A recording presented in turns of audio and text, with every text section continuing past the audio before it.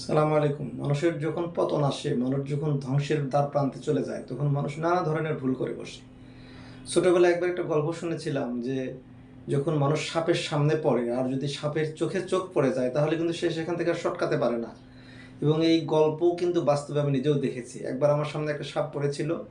সাপের দৃষ্টিটা এতই মায়াবী যে, আমি তার দিকে একবার দৃষ্টি পড়তেই আমি আর ওখান থেকে মোটেই নড়তে পারছিলাম না। প্রচণ্ড ভয় পেয়ে গিয়েছিলাম।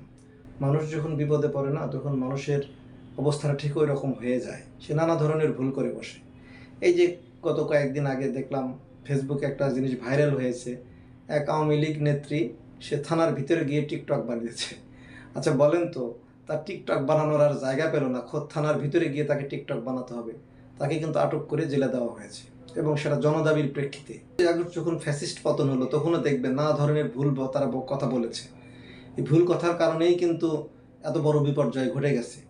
তো এইভাবে মানুষ যখন দেখবেন যে কোনো কোনো কিছুতে বেশি বাড়াবাড়ি করে ফেলে, বেশি আগ্রহ দেখায়, বা বেশি সব কিছু বেশি বেশি করে ফেলে, কথায় আছে না যে বেশি বেশি করা ভালো না, সব কিছু যখন বেশি বেশি করে ফেলে, তখন কিন্তু আসলে মানুষের ধ্বংসের টাইম হয়ে যায়। এই জন্য সব বিষয়েই কিন্তু ঠান্ডা মাথায় কাজ করা উচিত।